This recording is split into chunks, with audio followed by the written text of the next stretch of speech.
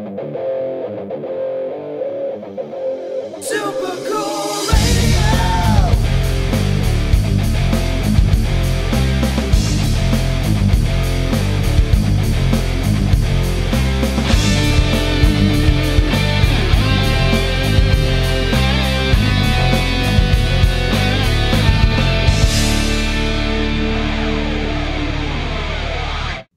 Hello everyone, I am Matthew Thomas. This is Super Cool Radio. Got a great guest with me at this time, joining me from Nashville, Tennessee. She's an awesome singer-songwriter and recently released a killer new single entitled Save Myself. Please welcome Cash Crawford. Hi, friends. Thank you so much for joining me for this episode. We're going to have a really great conversation. I'm looking forward to it. And before we really dive into everything, I know we have much to discuss. You got the new single that was recently released. But before we get to all of that, I got a fun question to kick this off, break the ice a little bit. What music have you been listening to this week outside of your own music? I'm on a Lennon Stella kick right now. I love Lennon Stella. I don't know if you know who she is. She's a Canadian artist. She's actually used to live here in Nashville. I found out that she recently moved to LA, which obviously, because I follow her on Instagram, she's been posting about her new LA house. But her parents are Canadians, and I've met them a few times. And yeah, I've just really loved her music since she started putting it out. So I've just been kind of blasting her stuff lately. And Britney Spears. I'm on a Britney Spears kick as well. I don't know why that's what that's about, but I don't know. Sometimes a girl just needs Britney in her life. I can respect that. I really can. I've heard. I'm actually familiar at least a little bit with, well, obviously both those artists, but not too much I listen to lately. I'm actually surprisingly, I've been going between like Motorhead, Iggy Pop, and Johnny Cash, which is kind of very random once you think about it, but that's what I've been listening to this week. Yeah, love it. Johnny Cash is, I mean, he's my namesake, so I absolutely love that you're bumping his stuff. So his stuff just never gets old. It's just so timeless. Like, it doesn't really matter what you're going through life. Going through in life, you can relate to his stuff somehow, somewhere along the line. So I love it. Oh, for sure. I've been listening to his live at Folsom Prison lately. Nice. I don't know why.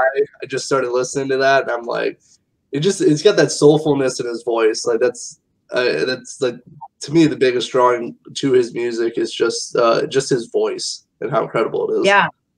There's such conviction in the things that he sings, right? So even though like some of the stuff he didn't actually experience, he made you think that he did because it was so convincing. So, I mean, that's a good musician, a good artist right there. So I'm for it. Sure. A fantastic storyteller with everything. As you said, even if he didn't experience, he makes you believe that what he's singing actually, happened to him or happened in real life. And it's just really good. Yeah. Agreed. I'm stoked that you're listening to that kind of stuff, because I wish that there's like the culture walls of the world that are out now that are very similar to his kind of style. But I wish Johnny Cash was still around making music, because it was great up until the day that he passed, like Hurt, when he redid Hurt. Oh my God. So good.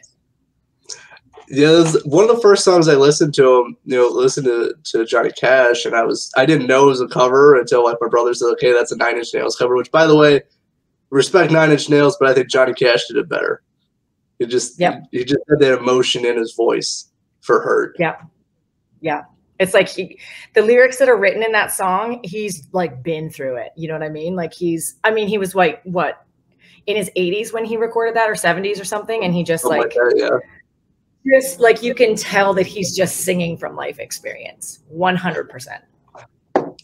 Yeah, he's singing from his heart and soul with that one, and it was kind of 100%. Cool. My dad, he showed me. I don't know if you've seen it, it's on YouTube. Johnny Cash's last performance. I think it was at the ranch. It was like a few months before he passed away. And you can tell like the voice isn't quite there, but you can tell he's giving it all for what he has. Yeah. I haven't seen it. I'll have to watch it for sure. Sounds like it's probably, sounds like it's probably pretty life-changing to watch. it's very, I would say it's a little eerie and ominous just because it's like his last performance. I think you can kind of tell with like his mannerisms and his voice that he knows it's probably his last time performing. Yeah. I think people generally know. I mean, unless it's like we're young and it's like tragedy. I think like generally speaking, older people, when they're like, they can kind of feel you're ready. I mean, I think your spirit just kind of knows, you know? Yeah, for sure. And I think that was because his wife passed away, I think a few months before that. I know he passed, I think it was like a year or two after she passed away, I believe. So yeah, I think it was yeah. I think he died of a broken heart. I mean, obviously he was older and probably things are failing, but I think that a broken heart had a lot to do with it because he was so in love with his wife. You know, I think that can definitely be a thing for sure. Oh yeah, definitely. I'm actually I will leave a link for his last performance in the description of this podcast as well for people to check out. But I wasn't expecting to talk about Johnny Cash a lot, but I really appreciate it because that's who I've been really listening to this week. So I really appreciate it. But obviously, I'm talking with Cash Crawford for this episode. So now for you, how did you get started as a musician? I didn't really get started. I think I've just been doing it since I was like a child. I've been singing since I was a little girl. I was singing before I was even putting full sentences together. So my parents have tapes of me like sitting in my high chair singing songs that were just absolute gibberish and nonsense, but they recorded it. And it's just something I've always done. I think it kind of chose me, and it's something that I've definitely tried to like take a step back from and walk away from, because being an artist and being a musician is not necessarily the easiest lifestyle. And there's no job security, and there's some sacrifices that need to be made. And I've taken a couple steps away from it here and there, but I've just always kind of come back to being a musician and really felt a loss of self sort of when I was not doing it. So I think it's just kind of in my bones, Yeah, I really like the way you describe that too. Just like when you step back from it, that you kind of not like lost yourself, but also like not feeling as fulfilled. Just shows that like this is what you want to do, and like going along with like there is no job security. And honestly, job security has kind of gone away anyway for anything, but especially for musicians, artists. Look at the pandemic really changed the way everything the way that people musicians had to connect through like social media and live streams and stuff. So you really have to adapt, especially when the whole world changes like that. Yep, absolutely. And I think a lot of us did for a minute there, doing all of the virtual concerts and stuff like that. But those again too are really hard because, at least for an artist like myself, I feed off the crowd, and it's an energy exchange for me, right? And so when I'm on the crowd or on the stage pouring my heart out and giving my all, and the crowd is giving me something back, that's where that energy exchange happens. But through virtual, all you're seeing is just like the little things come up like, hey, hi, nice to see you, I love this song. And it's like you can't actually see people's faces and their reactions and if the music is moving them or anything like that. And it was like, I found it to be really, really difficult and very dry. So I'm glad that we are past that phase and we can go back to like seeing each other face to face and doing concerts and live shows and stuff like that. Oh yeah, definitely. I agree with that. I know it was, I call it like a weird era of time just because, the stuff like, things that change so much. Obviously, it is a lot different to actually experience people's energy than just see words on a screen, because it's hard to, it's hard to associate with that. You just see names and words, and I don't think it was good for the time period, but I don't think it was as fulfilling as like performing on stage and seeing people. Yeah, agreed. It's like I can wave to keyboard warrior and 579 all the time, like until the cows come home, but I actually can't, like, if I can see the reaction in their face and see if their eyes light up when they hear a specific song, it's so much different than just like seeing the little fake hand waving at you, like, and from somebody who's like, it's not even the real name. In the crowd, when you have people in a crowd, you don't even need to know their names, right? Like you don't need to know where they're from. You can just feel the connection just because you're human. So then I think the facial expressions and the facial expressions too are a lot. You can see their eyes light up like during a song. You can really see all their emotions throughout all the set list of the song, and I think that's very important too. Yeah, agreed. Absolutely. That's definitely one of the reasons why, like, again, with that energy exchange is like seeing people smile, seeing the eyes light up, seeing the, your face getting flushed because you're so excited and you're having such a great time, and the jumping around and the hands in the air, like all of it, the whole thing. It's just the exchange for me is definitely it's a big part of the reason why I do it, for sure. For sure. I know for me, I know obviously I'm a little bit different because I don't perform on stage or anything like that, but I've been booking like more like in-person interviews whenever I can. And honestly, I think I like doing interviews like this because obviously, we're both at our houses, we're comfortable, but I feel like I just get a little bit of a better interview out of myself, like in person, actually like seeing the person, interacting with them. Like I still like doing interviews like this, but like I really enjoy the in-person interviews. Yeah, I agree. It's like these ones I'm getting used to them. But they still feel a little foreign to me as well. Like you said, I'm in the comfort of my own home. I'm hanging out and just like, enjoying the day in my own personal space. But it feels a little bit more maybe professional, or maybe a little bit more like, it's the word I'm looking for, not professional, but like it's a little bit more, you feel a little bit more important when you're going somewhere for an interview and you're sitting down with a person. And again, it's that exchange. You're in their space, you're in their energy, and you're actually able to, this is different because I at least can see you back on camera as opposed to like the live streams where you can't see any members of the audience. But it's still like, I agree. It's being in person and one-on-one with someone is just so much different than it is being able to do it through technology. Oh yeah, for sure. And again, it's nice. It's nice convenience. Honestly, these are less stressful for me to set it up like this because I know I don't have to travel anywhere. I know I'll be on time. I hope I'm on time. My bed's upstairs, so hopefully I'll make it on time. But with like, it is a little bit more adventurous with the in-person interviews. I know I had one that I recorded that's coming up with Kaleido, and it was very interesting, between a train interrupting me, a fight next door, and the cops getting called. So like with all of that, it was a very interesting experience. So with this, I don't have to worry about any of that. Yeah, you get like the nice quiet comfort of your own home. You don't have to worry about the business that's going on around you, right? So I get it. I definitely I'm on the same page with you though. Like in person is it's just a whole different ballgame. It's maybe not better or worse in either case, but it's a different world. Oh yeah, definitely. Yeah. I like how we went on a nice sidebar about that.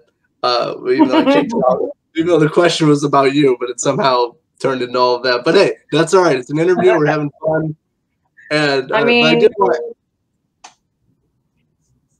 no, I was just gonna say. I mean, it is. I tend to go off on tangents, so that might happen a time or two. Hey, I don't mind as long as we're having a good time. I don't mind. I did want to ask him. I feel like I kind of have a good idea about this one, but I still want to ask you: who were your influences on you as a musician? I think they change from time to time. Right now, they're definitely. I mean, I've got Stapleton because how can you not love him? Stevie Nicks, which I think is pretty apparent when you see my style and hear my voice and kind of understand my lyrics. It's very mystical and it's very witchy and it's very Stevie Nicks-esque. At least it's kind of comes out that way and I see it that way. But I also love like HER and Alicia Keys. Oh my God. And Adele. Those are kind of my favorites right now. John Mayer.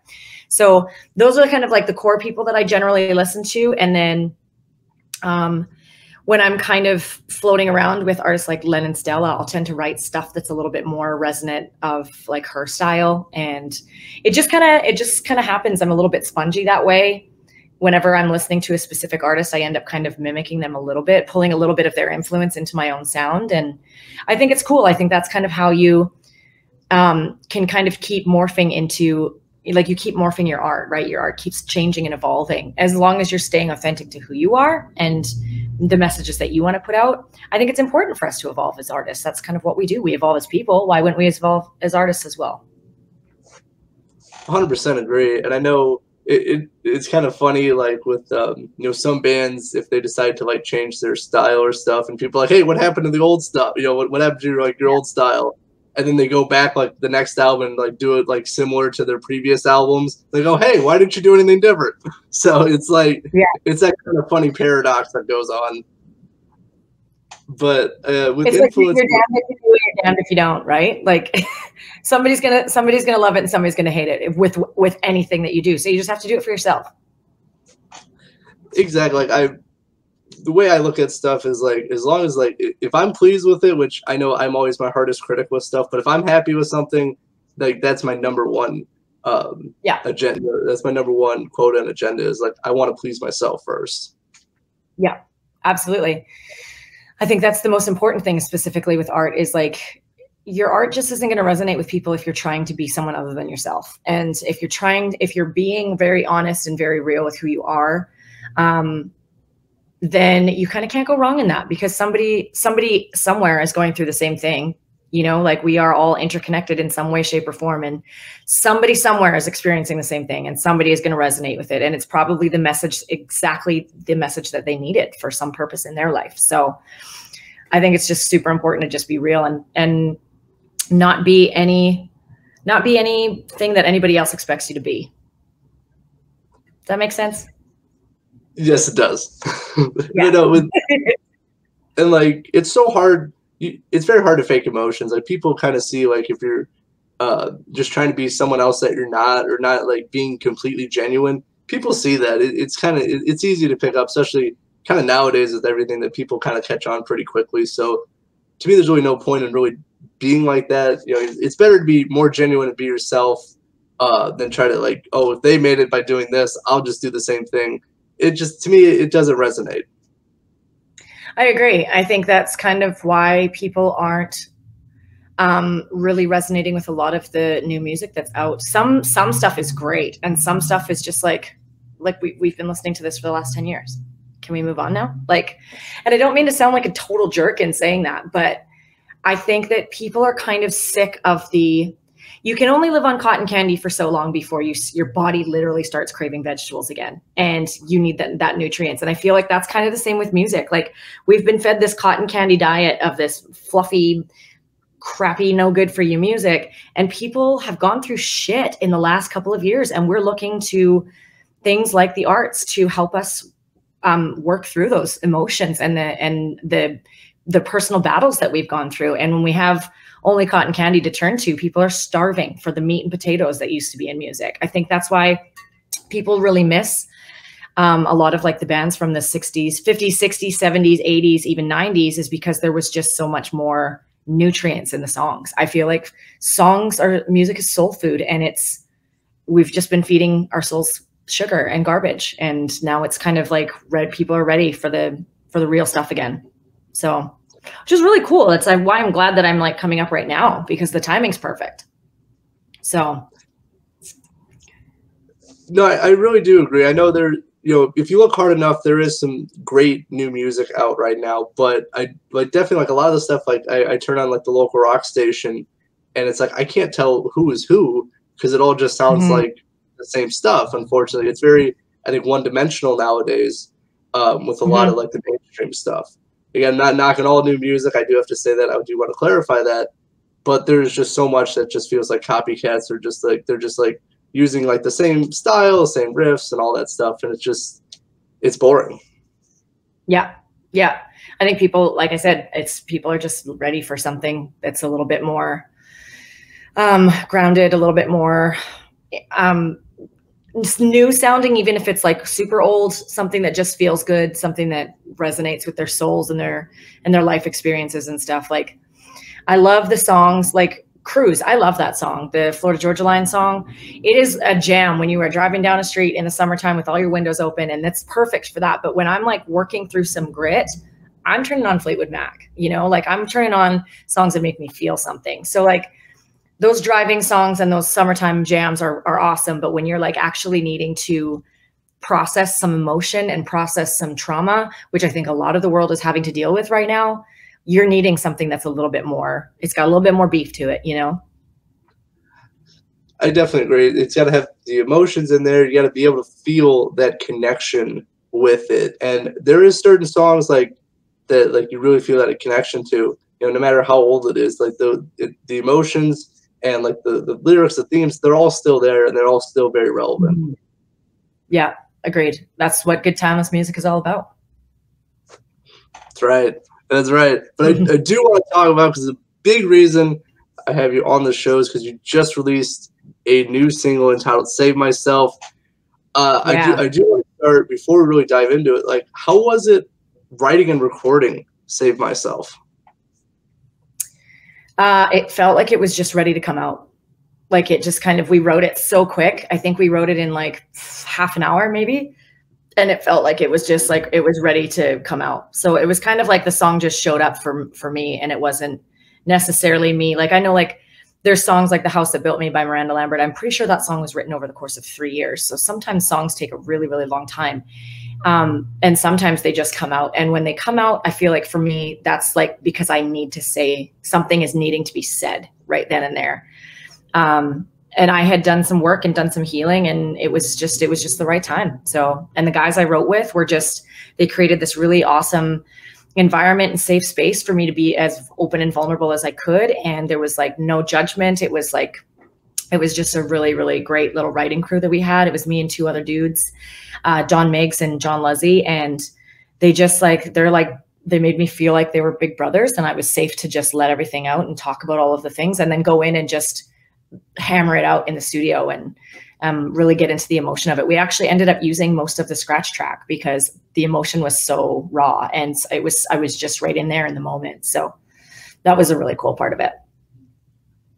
Definitely sounds like very like moving experience, especially to be like that vulnerable, like writing, especially with other people present as well. But you can, as I listen to the track, you can really feel the emotion, like with your lyrics, your voice, and everything. And I think that I'm glad you used, like, you really kept the emotion in "Save Myself." Yeah, thank you. I think that sometimes, I mean, there was a few things that I wanted to go in and fix after laying that down. But after listening to it a few times, both Don was actually the producer on it as well, and both Don and I just talked, and we're just like, man, I don't know if I need to go and re-sing it. I think we'll lose a lot of magic that's in there, because I was in the moment of writing the song and feeling all the emotions. I just talked through it with the guys. And so I just went in and laid down the scratch track. And like I said, there was like maybe 3 or 4 things that I fixed. The rest of it, we just kept in. And then I went back a couple of days later and did all the back vocals and stuff like that. But as far as the actual main melody of the track, that's just from the day we wrote it, that was the scratch, and we left it. So. Yeah, what I like is, obviously I think emotion is very important, especially like unless you really have to clean it up. Like, I'd rather have maybe just a slightly less perfect song, but if it has an emotion, if you can connect to it, it grips you. I'd rather take that than trying to make it sound super clean and super polished, because then you do lose that emotion in there. I agree. I think some of my favorite songs, especially like the older ones, when they still had analog systems and they couldn't actually go in and cut and paste and move something over a millimeter, it's like, one of my favorite songs is Every Picture Tells a Story. It's by Rod Stewart. And it's like, he comes in late on the drums and the guitar is out of tune. Love the song. It is that the point where he comes in late is like actually one of my favorite things in the song, because you can tell he's just like jamming in the studio, and it was like, oh shoot, I gotta sing now. Like the things that you can imagine that he was doing at that point in time, you just you don't get that vision or that visual, and that everything's just so perfect now, and art should be flawed a little bit. I agree. Emotion, I would rather leave a take in that was not necessarily perfect, but had more emotion, than something that was perfect, but had no guts to it. I agree. And I think it's more authentic. And the thing I think people sometimes forget about is art is made by humans, and humans are not perfect. Like, machines are perfect, but they're also machines. They can't feel. There's no emotions in there. Humans, we have emotions, we feel, and we're not perfect. And that, since we're creating art, it doesn't have to be perfect. Exactly. And there's beauty in the flaws. There's beauty in the breakdowns. There's beauty in the growth and the learning and the mistakes. And we just we get these, Instagram images blasted at us all the time. And that's not reality. That's not life. That's not human. That's just a little highlight reel. And I feel like we don't need to be putting all the highlight reels in music either. You know, that's adding more cotton candy when we need the meat and potatoes. So. Oh yeah, no, I definitely feel like I as someone who has to use social media for obviously for what I do, and obviously you have to use social media for your music as well. It's like I do get, you know, I'm glad if there is a lot of genuine stuff on there, but also you could definitely tell when stuff's just, you know, it's a filtered picture or it's just like not genuine or it's just for views and stuff like that. And that's kind of the stuff that turns me off on social media. Yeah. I mean, I agree with you 100%. Social media is something that I've had to be really careful with because I can spend a lot of time on it because I find it's so stimulating, right? But I've definitely learned to curate it so that it's sending me, I'm getting the messages that are helpful to me. I'm getting things like horoscopes and astrology and like good positive messages and like things that are going on with the planets and what I can expect kind of for the day unfolding as far as the energies go. And I kind of don't really follow, like I don't follow people like not to knock them if you love the Kardashians. I just don't follow them because they make me feel inadequate about the things that I have and the accomplishments that I've made, because they're not as big and grandiose as theirs when I'm not them and I shouldn't be comparing myself to them. So I remove that from my line of sight and from my thought patterns. And I just beautiful pictures and things that inspire me, you know, like things with, you know, morning rituals and moon rituals and just all the things that I'm into that inspire me and help me and bring health and joy into my life. The things that make me feel bad are removed. So there's some of my like friends that I don't follow, and it's honestly like they just understand, like, I love you and I understand your brand, but your brand isn't good for me to watch all the time. And they're like, okay, I get it, you know. And it's about making sure that my mental health is taken care of first and foremost. I think that's the way it should be. I know obviously last year I've spoke about this in other interviews too. I was on social media a lot last year just because I wasn't doing as much. Like I was still busy, but like I wasn't going out as much or doing as much. And honestly, I was kind of lacking on keeping up with like my mental health and stuff, since, you know, I was just doing a whole lot and I was doing too much. I should have been doing less. But I kind of really cut back on like my social media stuff. Like honestly, I kind of post what I have to, maybe scroll for a little bit, and then it's like, all right, I want to be out in the real world. I'm gonna go outside. I'm gonna do some other things. Like I know social media is always gonna be there, and if anyone like wants to draw my attention to something, they'll tag me in it or they'll, you know, message me or whatever. So that's kind of like the steps I've been taking as of late. Yeah. I literally turned mine off for 3 months. Like I took them off of my phone. I turned off all of my notifications and I removed the apps from my phones and I took them off. The only thing I had was Pinterest. And that was just so that I could like look at some pretty pictures of things that were when I was like laying in bed trying to fall asleep. But I had Facebook off. I had everything off. I didn't like actually remove myself from them. I still had the apps and stuff, but just not on my phones. And it was so, first of all, I was like, what am I going to do with myself for the first little bit?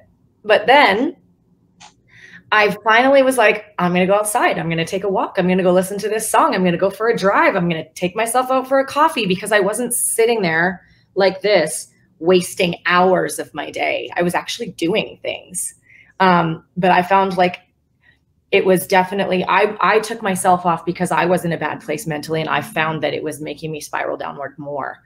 So just in doing that alone, creating that boundary for myself made me go out and do things a little bit more and slowly pull myself out of that without even really trying.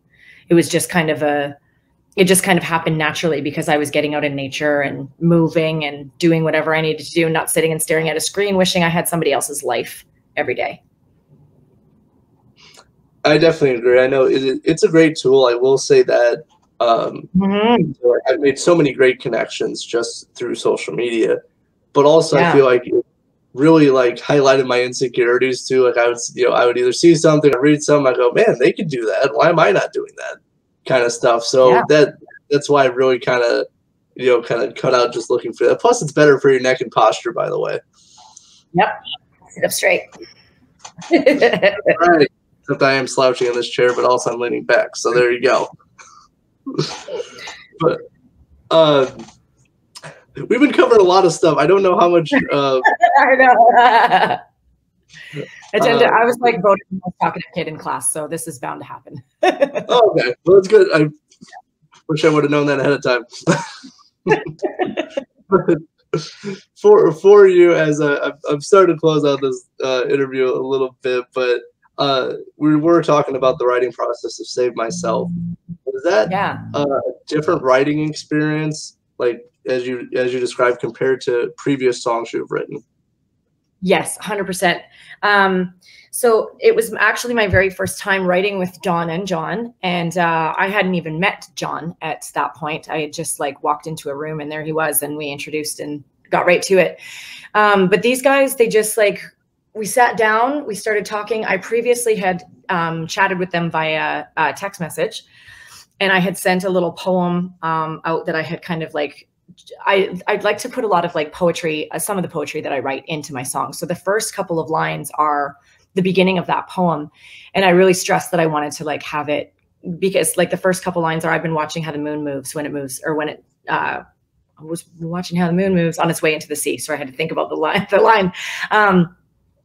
But I wanted to do that because it just kind of sets you up for a good visual of like, obviously we're talking about nighttime and the struggles of like sleeping alone or sleeping next to somebody you know you're not supposed to be with. And, you know, just kind of also I connect to the moon very, very much. And I'm from the West Coast. So it just kind of set up a little bit of where I'm from, what I'm into, that kind of stuff. But more importantly, the guys I just talked about my experience, and they just sat and they typed, and they were listening and nodding and typed. And we ended up taking little chunks of things that I had said through the conversation and basically turning that into the song. And they had already kind of constructed what it was going to sound like instrumentally, because we had talked about some of my favorite songs and kind of the direction that I wanted to move. So they took little pieces of this song and that song and this song and kind of put them together. We decided on a tempo, and it was the most different experience I've ever had writing a song, because normally you get in a song or in a room with somebody with a guitar and you have an idea and you just sit there and it's all done on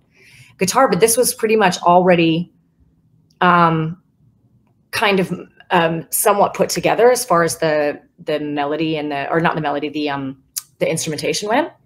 We came up with the melody, wrote all the lyrics. I was in the studio. This was all on the same day. It was like the whole process was about 4 hours. So sometimes it takes a whole lot longer than that, and you don't even get you don't even get a song. You end up just going out for drinks because you're like, hey, this obviously isn't working today. But with that, man, it was just magic. Like, so we're actually wanting to get together and write the third song for this record. So we've got another one coming out in the fall. Well, one in the summer and then one in the fall. And the one in the fall hasn't been written yet. So the three of us are going to get together and do it. So they're just a dream team. I can't wait to work with them again.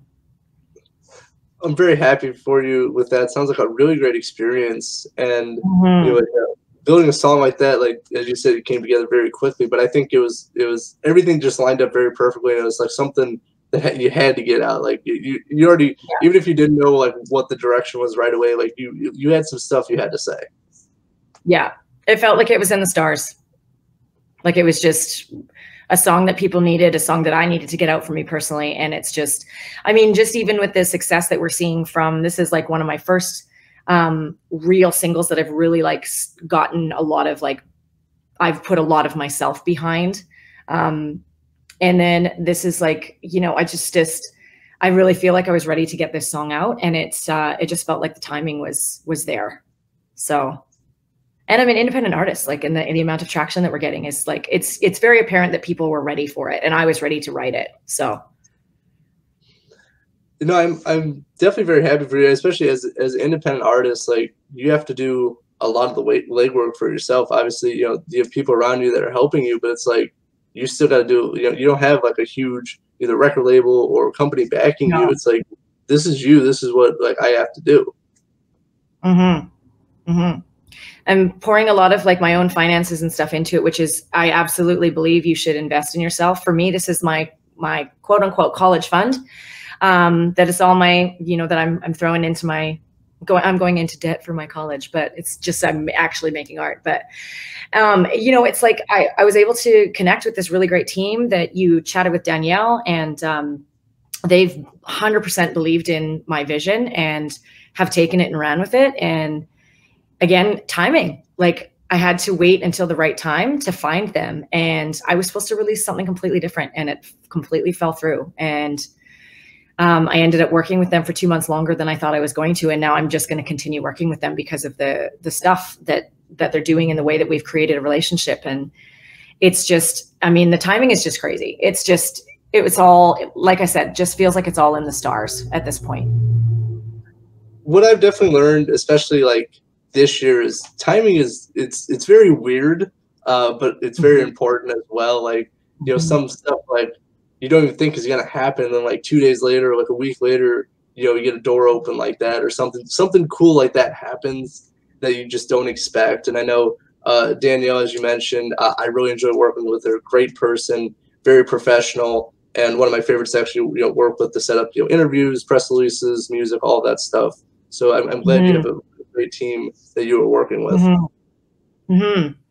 And the funny thing is too, is that like my guitar player and his girlfriend, I've been really good friends with them for a long time. And she's now like a part of my team because I'm working with the company that she's working for. That's kind of how it all came together. But it just, she wasn't originally, like I've known her for years, and she's only been at the company quite recently. And it just like, she started with them. And then it was an opportunity for me to work with them as well, because I was seeing the things that they were doing for her and what was happening in her life. And I was like, maybe we need to talk about this. And so just timing, it's not linear. There's no logical explanation for it, but sometimes you just have to sit back and trust that it's going to do its magic. And for my case, it totally has. It absolutely has. That's kind of the weird thing I was mentioning, is like, sometimes it is hard, especially for like someone like myself. I hate sitting back and just like, well, you know, let's just see what happens or something like that. I don't like normally doing that, but sometimes it is necessary to kind of just remove yourself a little bit, just sit back, you know, let me chill for a little bit and just see what comes my way. I think that's called detaching from the outcome, is what I'm told it's called. Basically, just like you put your work in, you do your things, you set your intention for what you want that work to turn out for, like, and how you want it to come to fruition, and then you leave it alone. And obviously, yes, we have to continue to work and we have to continue to do things, but like I've written the song and I've put all of the things into place and asked for help in all the ways that I've needed to, and I've got the team doing all of the backing. But like, is it helpful if I'm on somebody like Danielle's back being like, what did they say? When's my interview? What did they say? It's just easier if she's like, okay, so you have these ready to go. And I'm like, okay, that's great. And in the meantime, I'm just off living life, doing my thing and letting this song flourish how it will. But I think that if I had to put pressure on anyone or the song itself, it probably, you just don't get the result. You don't get the like #1 prime golden ribbon result with when you push the timing. And when you just let the timing be, you get the best version of what it is you're looking for. It's just hard when you're not patient. I definitely agree. And patience is something that it's very important. And obviously applying pressure, especially if you're just trying to force something to happen, most of the time it's not going to work out. Very rarely does it ever actually happen, you know, the way you intended. So that's why, like, again, it's hard for myself. I know I've definitely learned to be more patient with stuff and trust, you know, the system and the people I'm working with. But, you know, it's still part of me is like, do something. I go, no, don't do something. Just stop it. Yeah. It's okay to take a day off and rest. It's okay. As long as you're not taking 25 days in a row off to rest, and you are moving forward with things, but definitely like listening to your body, man, and listening to like what you need. If you need to sit down and you need to be still and quiet and doing whatever rest looks like for you, because sometimes it's sleeping, sometimes it's not. Sometimes, I mean, my sister's version of rest is getting out into nature and going for a walk in a park. My version of rest is throwing on a dumb show that I know really well and just turning my brain off, because I tend to be an overthinker. So I think rest looks different for everybody, but understanding that like rest is super important, because we're taught to just grind, push through, grind. And sometimes it's okay to just be like, nope, I'm throwing in the towel for the day and I'm done and I'm going to turn off, and that's all right. Oh, I definitely agree. That was part of the issues I had last year. Just I was just continuing to do work, and I wasn't taking care of myself, and I wasn't taking time for myself. So now, like, I kind of have a set agenda. I want to accomplish this. If I accomplish this, then I'll take a break, that kind of stuff. I've been playing a lot more video games. I know it's not exactly healthy for you, but I've been playing a lot more video games just to relax and enjoy. Yeah. If it's your way of unplugging for a minute, then why not? Right. I mean, I do some meditation, and I tend to do a lot of like holistic things, but I mean, that's not necessarily something that's going to work for you. We're all different creatures, and we're all different. We love different things. And I think it's finding your way of resting and your way of unplugging for a little bit is the most important. Doesn't necessarily mean it has to look like what mine looks like. I definitely agree. Now, there is one thing I used to do a lot last year. I want to get back to doing it. I really fell off. I did a lot of yoga, like especially like, you know, the pandemic, my gym closed. So I was just doing like yoga at home because, you know, obviously it's good for, you know, your body, but also good for your mind. And I just been so, well, busy. I'll put busy just because I think I'm busy where I probably not really, but that's something I really want to get back into doing is like yoga, I turn my phone off and do yoga. And I haven't really done that a whole lot in the last few months. So that's something I want to get back to. Yeah. I get it. Yoga is definitely a good thing. And just turning your phone off and going and doing something for yourself. That's kind of what I do with meditation. As soon as I get up in the morning, I do like my morning meditations, like 25 minutes. It's guided. So it's really easy for somebody like me that's an overthinker. It keeps bringing me back into like focusing into my body and my breathing, excuse me. But that's my time. That's like time where I don't want to be bothered. And I turn my phone off, like it's on do not disturb, so people can't get a hold of me. And I usually just let girls know like, hey, I'm out for half an hour, not available. If you need to get at me, like, just so that they're like, in case there's something that's really important, if they power call me, they can get through. But, but for the most part, like that's my time. It's like, I think it's important to protect something like that for yourself and not think of it as selfish and not think of yourself as being too busy. I think it's like, I deserve this because my time is mine. And if I'm only taking 25 minutes for myself, you're giving 23.50 hours to everybody else. That half an hour can be fine for you to take by yourself without having to feel selfish. I definitely agree. And just trying honestly, just for me, it's just taking care of myself. And I think a lot of people maybe are lacking that, you know, should just take that 25, 30 minutes just for themselves, just for a little bit. You know, there's plenty of hours in the day to actually accomplish things and people to get hold of you, to talk to people. You know, the 30 minutes isn't going to hurt. Yeah. I grew up in an era where there was no cell phones when I was younger, you know, and when the workday was done, the work was done. And there was no boss calling you at 8 o'clock at night, you know, in the same way that they text you and tell you to check your emails, you know, like that was it. That was family time. That was, you know, home time. That was early bedtime. Didn't really matter, but there was no, like, I think because cell phones make us so accessible, it's a good and a bad thing. We are too accessible and we don't know how to set boundaries with that. I mean, at least majority of us have a hard time setting boundaries. Some people are very good at it, but it's definitely something that we have lost for sure, is taking that time for ourselves and having that, okay, this is my work space time. And then this is my me time. Now it kind of all just blends in. And I think it's a good thing to just set a boundary for yourself whenever you need to. Definitely. That's something like I know I've been personally trying to work on better, but like, unfortunately, like obviously with both of us being like, we're on social media, we have email, we have all this, you know, stuff of different ways that if one way doesn't work to try to reach us, like someone will find another way if they like want to get a hold of us. So like, it's true. It's good to have boundaries, but also at the same time, it's hard to like do what we're doing and like have like the perfect set boundaries that like we can't be reached during like certain times because someone wants to find a way to contact us. Yeah, absolutely. I just have little times where, like I said, I express to my team when I'm not going to be available. I always check with them first because I know that they're planning a lot of my scheduled things like this. So I want to be mindful of the work that they've done in order to connect me with people like yourself.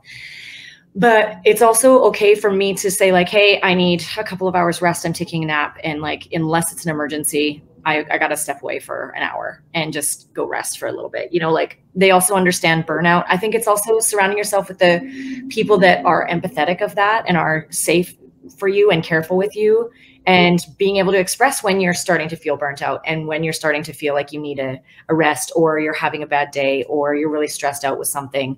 And that's when you have the right people around you to help you through those things and give you the space that you might need. I think that's super important too. For sure. Having the proper team and like a very good support system is very important. I have my kind of like, even though like not officially, but like I have like an inner circle of people who like they've told me before, it was like, stop working, take a rest, come back tomorrow, like all that stuff. So I'm glad I have a support system like that, as do you, and it makes things a lot easier instead of just trying to process everything yourself.